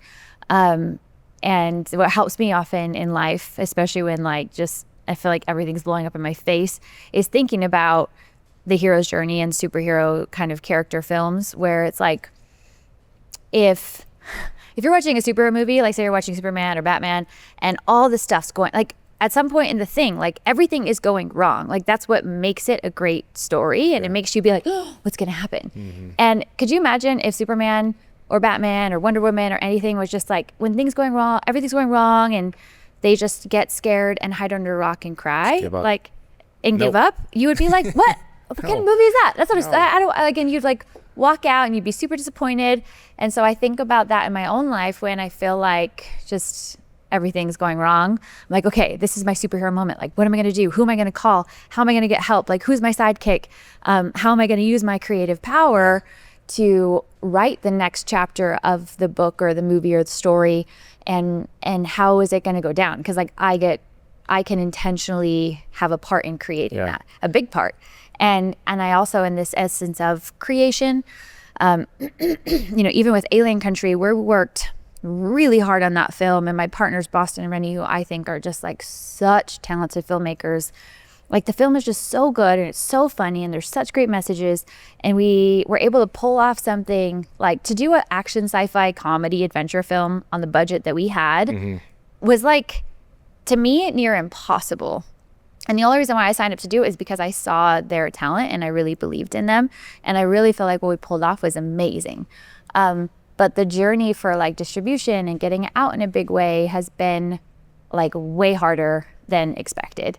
Oh yeah, it's always harder than you. Everything is like, that way, right? Way harder than expected. And I remember talking to Boston, telling him the story of what we talked about last time we were here, of this concept of creation, and thinking about like the ultimate creation is like creating life, like what it is to create a human life. And the process of like in the beginning, it's like this idea comes and it's like super exciting, just like when you conceive a baby, super exciting, amazing, passionate moment. And then it's like 9 months of hard work, like really hard work, and sometimes like really intense times. And then you have to get through the hardest part, which is actually like birthing the baby. And like it's scary, it's hard. Almost every woman who ever gives birth, I always hear them say at one point, like, I can't do it, it's too hard, like I can't. Don't ever do this to me again is what I heard every time. Exactly. And I just like, yeah, sure, whatever. Let's get through this. I will. And we'll see. And so I feel like,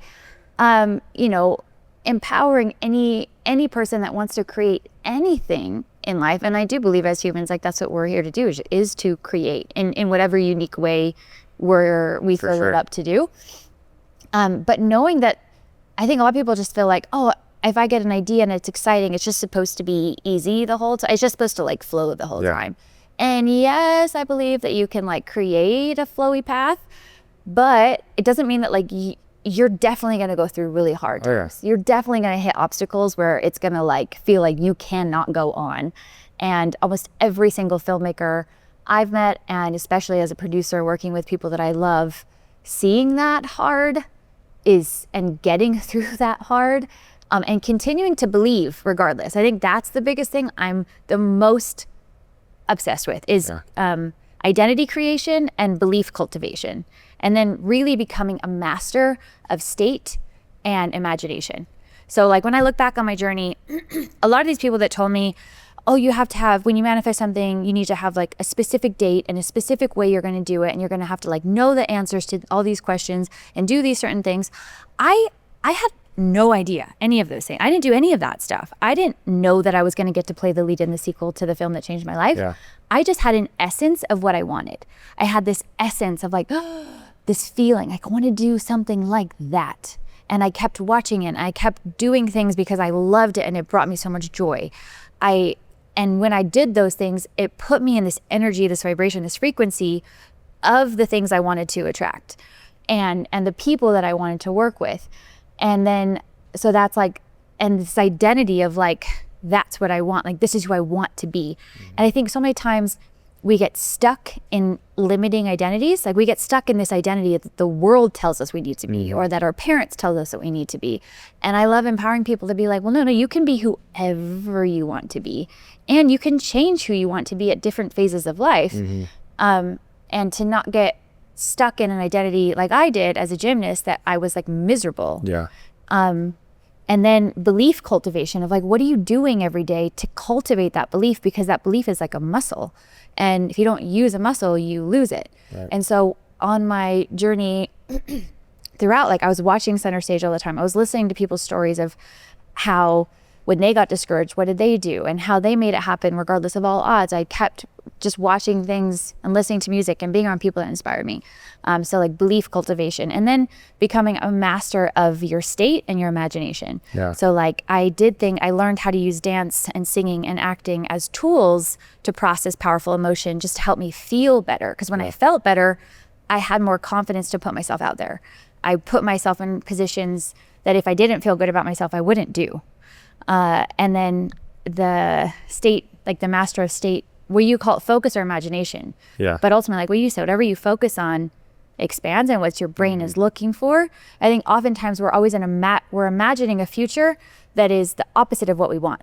We're imagining a future of like, well, what if it doesn't work out? Yes. What if it fails? What if I'm not good enough? And if you are over here in that state of imagination, your mind and your energy and everything will feel that and start to create that. But if you're over here continually focusing and imagining like, but what if it can work out? And what if even they told us no, what if we can find something else that could work even better? And what if I didn't get that role, but what if it's because I was supposed to get this other role? Like, I think for me, those like 3 things, identity creation, belief cultivation, and becoming a master of state and imagination is like mic drop.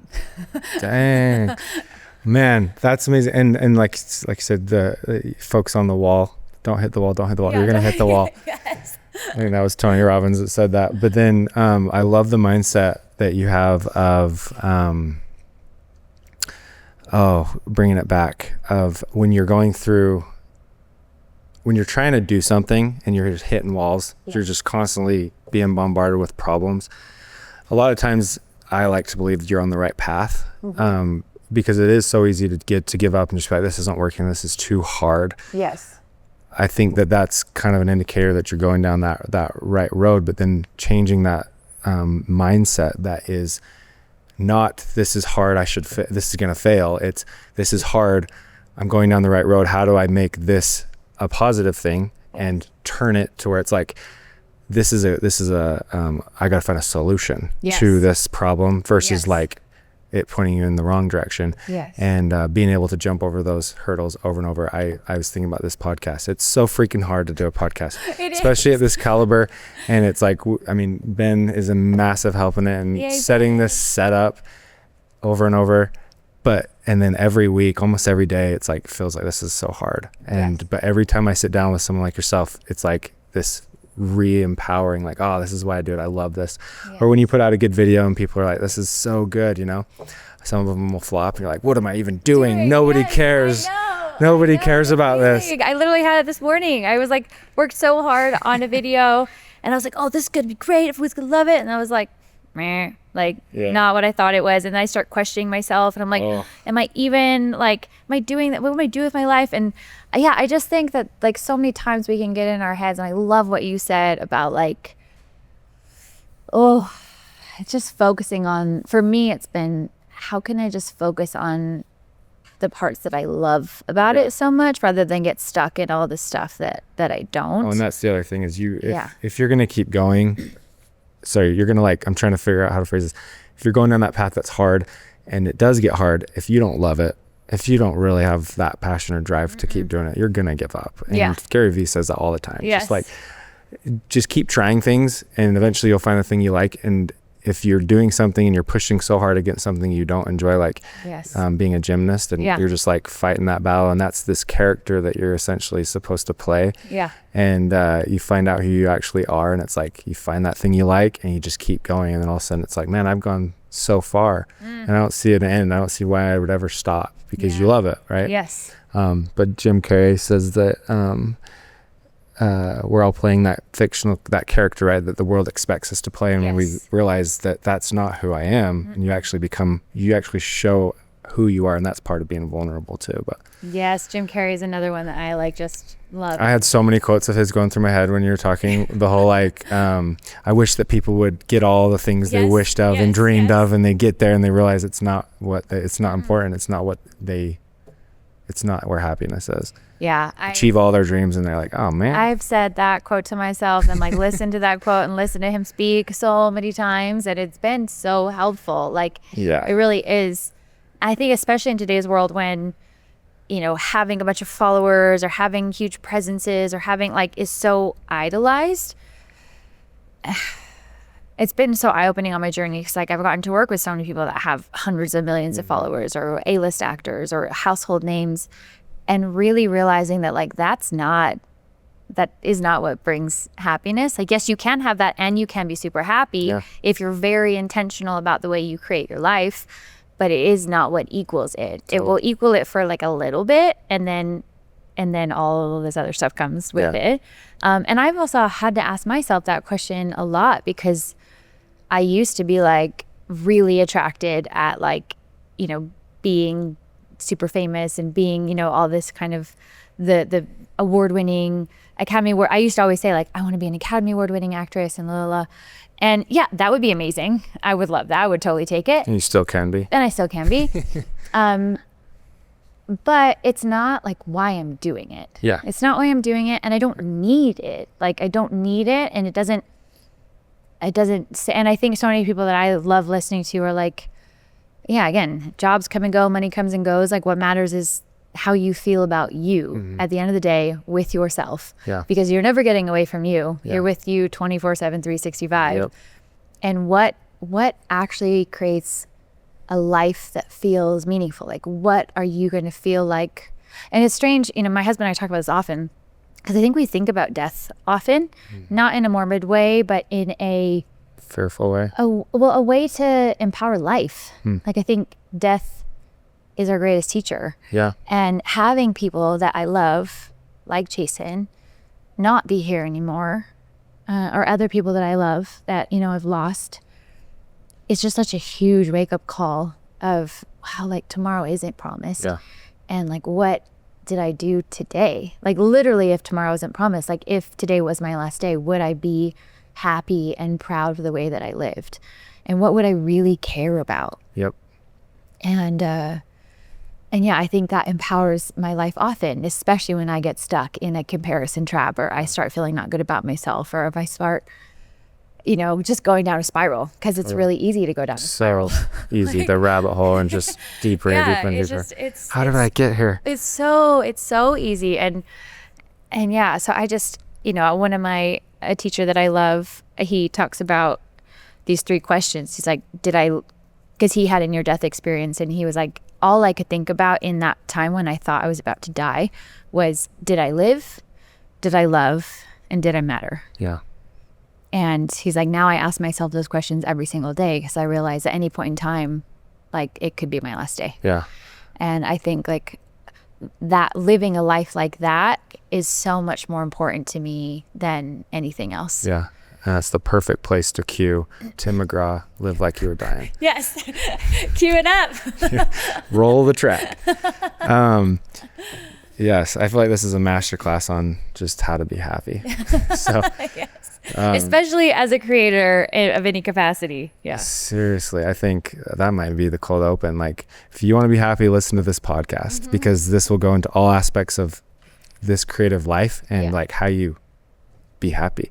Yeah. But well, how you stay resilient too, I think. Like that's so important. It's because if it is a long game, like it's a long game, and how do you stay consistent throughout the whole thing? I mean, even I love listening to Matthew McConaughey, and he talks about like he was achieving such success, but he got stuck in like the rom-com roles, and he like couldn't get out of them. And at one point he like had to say, I'm not working again until I get to do a role that I really want to do, that feels more like robust and meaningful to me. And him trying to produce, was it oh my gosh, I forget the title, but yeah, he was like, had to turn down like, it was like a $15 million offer. Yeah, I'm trying to remember too, because he says it in his book. Yeah, the green lights. But anyways, just that whole concept of like, if you don't have I honestly do not understand how anybody makes it alive, like, or through in any sort of happy way in an entertainment industry without some sort of mindfulness or mindset or health and wellness practice. Because your body is your instrument, and if it's not taken care of and nurtured and supported, then like, how are you going to use it? Yeah. I feel like we need to have a part 2. Yeah. Because we could keep going. We'll do it. I really, because we've been going for a minute, I really want to dive into alien country. Oh, yeah. A little more and just hear about your experience there and talk about it as a, from a film perspective. So like you're on set as an actress, getting the role, working with the team, just your experience with that. Yeah. Well, it was really cool because, I get sent a lot of scripts often, and a lot of times it's hard for me to get through those scripts. Yeah. This was a script when I read it for the first time, like I could not put it down. Cool. Like I was laughing the whole time, and I loved the story because most stories that we watch are stories about how to fall in love. And I loved that the story was more centered around how to stay in love through really hard challenges, like an alien invasion. Yeah. And especially with my husband and I's journey and our brand Relationship Renegades together, that message was so important to me because I feel like, it's so easy to fall in love with someone. I feel like most people can fall in love with someone, but how do you stay in love? Yeah. How do you communicate about things when it gets really hard? How do you overcome past trauma so they don't keep showing up in your relationships? Yeah. And to be able to tell that story in the guise of an alien invasion and this couple that is going through a really hard time and they just find out they're pregnant when they did not plan to be, and they both have big dreams of, especially the girl, of doing something else, and how do you get through all that? And so much of it was, my character Melanie was the best friend that was like supporting her through that all. And what was cool about my character and also this whole audition process was I remember meeting Boston and Rennie through another friend. And that friend was like, oh, I know these guys and you got to audition for this role. Like, this is you. And met with them.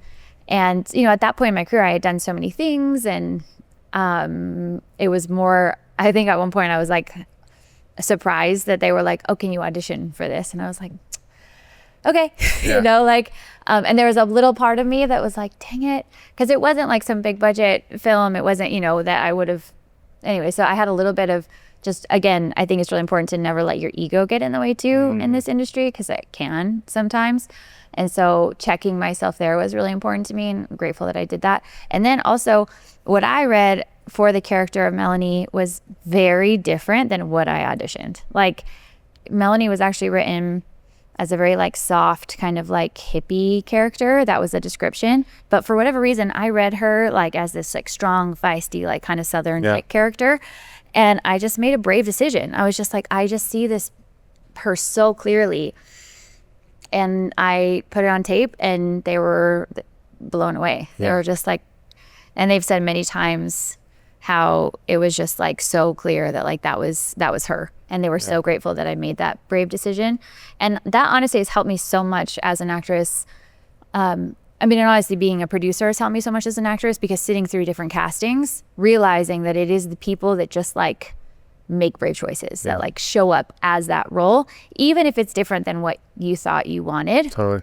And also how so much from a producing standpoint, like going through watching casting tapes, it helped me realize that I used to take it so personally when I didn't get a role, that I was like, oh, I'm not good enough, or I'm not, they think I suck or whatever. And then I was like, when you're watching from a producer standpoint, you're like, no, that's not it at all. It's just like a huge puzzle piece, and everyone has to fit a certain way. And that's why I love looking at acting roles, especially as like, oh, if it's not for me, it's not for me. Like, it's meant for someone else, and I just wasn't a part of that puzzle piece. Doesn't mean that I'm a terrible actress. Yeah. And so that was really helpful, and also helped me make a lot more brave decisions in my acting choices and acting career, which has been really cool. And then even I just was talking to Boston, the director, and we were doing kind of an interview, and he's like, I just can't say thank you enough, because Melanie was not written very fully. And so much of what I ended up doing on screen was a lot of improv, a lot of me and Corbin, who plays my husband in the film, really working hard to create a dynamic where, because we wanted to showcase this like younger couple that was going through our challenges and like having a really hard time, and then having my character and Corbin's character be the more like healthy long-term relationship, and what does that really look like to be in a long-term healthy relationship? And for me, so much of it was like creating that banter where you're making fun, kind of making fun of each other, having a great time, joking around, where some people don't often create that when they have trying to be a more healthy relationship. Because for me, I feel like that is the healthiest relationships, when you see them having so much fun together. And sometimes that can be making fun of each other in 100%. A healthy way. Yes. Right? Like, absolutely. It's not passive aggressive. It's not like throwing someone under the bus. It's a very different kind of like loving banter. Yep. And so I think that was really important to us. But yeah, it was really cool to be in a place in my career when I think in the past I realized that like I didn't know that I could do that.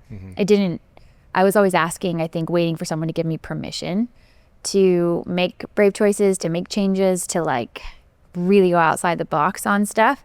And it was a big eye-opening thing of like, oh, yeah, I can, don't wait for permission. Like, don't wait for someone to tell you. And that makes things so much better, is like collaboration. Yes. Experiences, bringing both of them together, however many are collaborating. I think that's so cool. And then do you have anything that... I know that one. What's the movie that hasn't come out yet with Jason? White Dragon. White Dragon hasn't come out yet. Hasn't come out yet, so that's supposed to come out at the end of the year. Okay. And that will be like a really big release, and we're all very excited to see that. Do you have anything else on the docket that's coming up? Do you want to talk about? So my husband and I actually star in our first film together. It's like a rom-com Christmas movie that we're really stoked about. Sweet. We actually finished filming that earlier this year. And just a really fun script. I play the main character in it. And I also I was really grateful because I haven't played a role where I've gotten to dance a lot. And I do get to do some like really cool dance scenes in this. And honestly, just like getting to star in a film playing opposite my husband was just... That'd be fun. The coolest. Yeah. Like, yeah, it was just... And also such a powerful learning experience for us, because it's a whole other dynamic to work with your partner. Like, one as an entrepreneur, but also as an actor. And also knowing that like I've been doing it for a lot longer. He's newer to the game. And so creating a safe, supportive space, but then also challenging each other, and then also not being... Creativity is vulnerable. Yeah. Like it can be a very scary place. Yeah. And we've had to work really hard, even just the dynamics of helping each other with auditions. Like I've had relationships in the past where I did that, and like we couldn't do it. Like we ended up breaking up. It was bad. Like it's really challenging. Yeah. And I think, this is why my husband and I talk so much about healthy relationship principles and why they mean so much to us and why we care so much about them, because it has helped us so much in our actual relationship, but also be able to work together, to know how to communicate, to know how to create a safe space, to support each other, and to recognize that anytime you do anything creative, it's like you're showing your heart. Like it's vulnerable, and knowing how to give feedback in a supportive way rather than making someone feel crappy and judged and criticized. Yeah, I've had a little bit of experience. We've done a couple skits for both me and my wife recently, and those will come out soon. But yay, she knows me enough that she does not like director Tyson. Yeah, she's been in a ton of my shoots, and I get bossy, right? Yeah, I'm telling her what to do, and it's like, don't talk to me that way. Like I'm your wife. Yes. And I'm like, yes. But you're an actress and I'm a director. So we've learned, but then it's fun to actually have that back and forth dynamic, and just understanding that people react to certain things differently, and just being able to collaborate is super fun. So that's cool. You got that experience. Really important. Yeah. So that film is called The Nutcracker Wish, and that will be out most likely this Christmas. Nice. So we'll see. But it's very cool. Really fun, feel good movie, and some really cool relationship principles in there too. Cool. Well, I'll be looking for it. And then the animated film that I don't know if I can say the name of that yet, but that will be out probably the year after. And you're voicing a character. How fun. But that's cool. Going to be like a big one. Very cool. With like people that I just feel like in awe of, and so honored to get to work with. Sweet. Yeah. That's super exciting. Yeah. So now you've got all these things going on.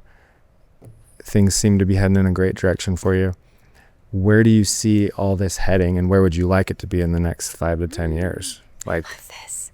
Gosh, let's hear that vision board. Yeah. My dream now that I say all the time is I just want to make movies and media that with people that I love, telling stories that I love that help people's lives be happier and healthier in some way. And I would say not just happy and healthy, but like the most expanded version of them. Really the Adam Sandler model. Like that would be my dream. Like because I feel like I'm collecting all these people that I love working with, and both as humans and as like super talented people, and just want to like bring everybody together and just continually work on new stuff together. I really admire what Adam Sandler's done with his career. Yeah. Like, and that he just keeps bringing in and working with, and not to say like you exclude other people, you don't give other people opportunities, but it's just like you have a crew that you love, that you trust, that you work well with. And I think that alone is a lot to cultivate. Like it's working together, knowing that you can, because you can have great friends. It doesn't mean that they're great business partners, and vice versa. Right. When you can find the people friends that really become family, but that are also super talented, and also you work really well together, like that is magic. Yes. And something that I hold so dear and am very protective of and grateful for. And so yeah, just wanted to keep like cultivating that. So really, yeah, in 5-10 years from now, just having like a consistent slate of films that we're doing that with people that we love, telling stories that we love and believe in, that are making millions of dollars and so many people's lives around the world happy and healthier and more expansive. So it's definitely the film route. And is that a producer or an actress? Both. Okay, so you want to produce? Yeah. And that's super much cool. From because then you can choose all your people. And much from not as much on what I've learned, especially depending on how big the acting role is, how involved I am as a producer or not. Gotcha. You know, because there can be like executive producing versus on the ground, like every day doing the blood, sweat, and tears work that can really affect how much time you're able to put into developing your character. So being very careful and intentional about that, and really more so focusing on executive producing and acting. But yeah, if I had, that would be the best. So you'll be the EP, which is the person that's essentially, you can be the creative executive producer, which I want to be, and then you bring in all your friends, you bring in the right people, and then that gives you the mind space, space to basically act. And exactly. Otherwise, if you're the UPM and you're like the person that's in the day to day, there's no freaking way. No freaking way. You're too stressed. No freaking way. Well, and I learned now really watching Rennie and talking to Rennie, because she did that on Alien Country. And like they wrote it, they produced it, she starred in it, she co-directed it. I mean, she was really, even though I think she did an amazing job. It's hard. On her character, she just for herself wished that she had way more time to develop, like really sink into her, into that character. So mindful of that for sure. Yeah. But yeah, I think the biggest thing from that standpoint too is figuring out and finding aligned investors. Because the biggest thing I've learned is like not all money is good money.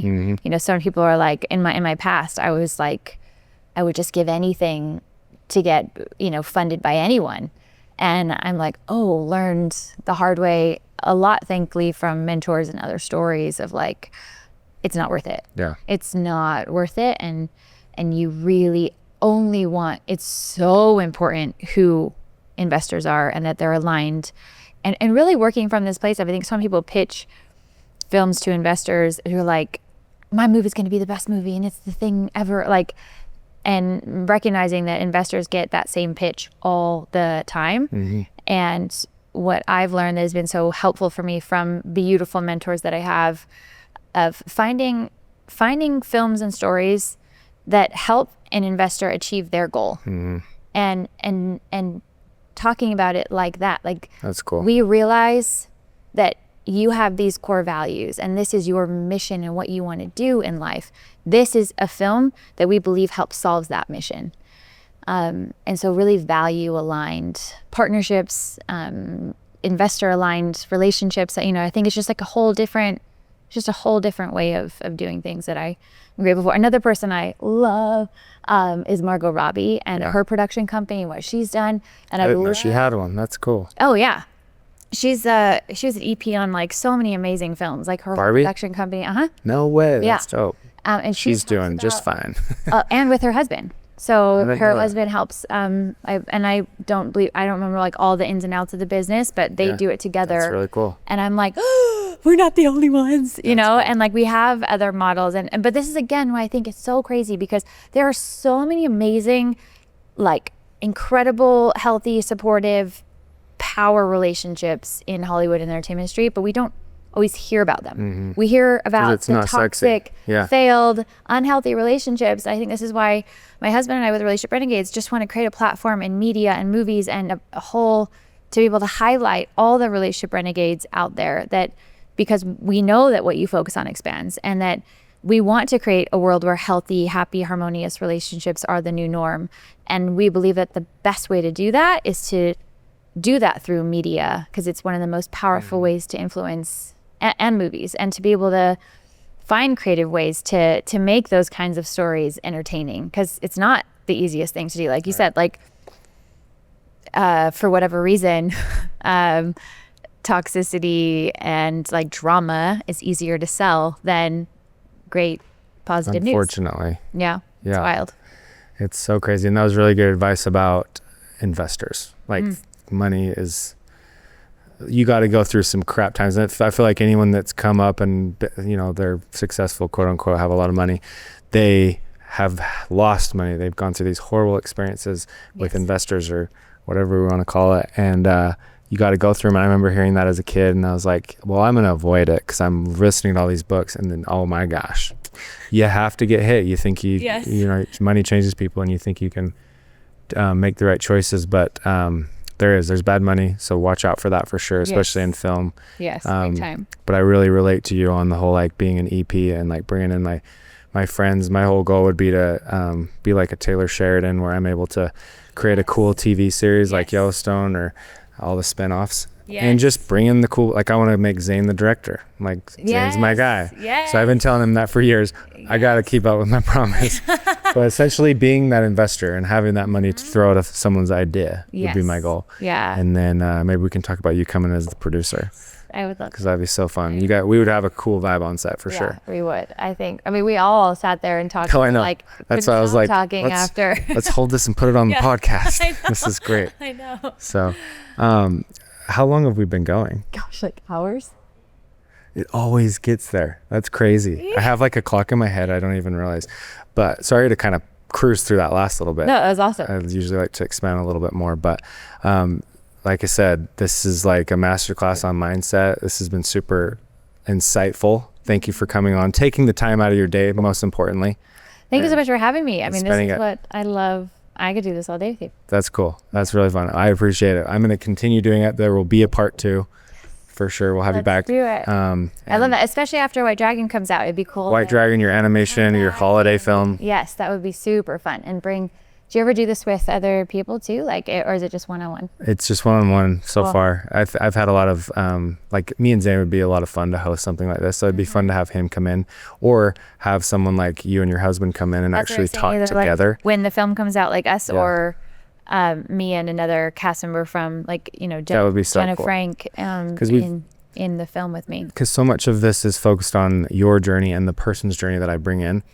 But we want to have spinoffs as it gets more successful, more eyeballs, and just talking about a journey, like this specific thing, like a movie that just came out or an experience we've gone through, because we're talking about a filmmaker's journey, which is from beginning to end. But I think there's going to be a lot of opportunities to have conversations with people about one thing, and I think that'd be fun. I think that'd be really, I mean, even a journey of one film is a massive journey. Dive deep into it for sure. And that's the thing, we could go deep on so many different things, and I feel like I have a little bit of a time crunch to be at least under 2 hours. I remember trying to keep it under 1, and that was impossible. So cool. Well, we'll wrap it up there. Thank you again for being on here, and thank you for having me. Let's cut it.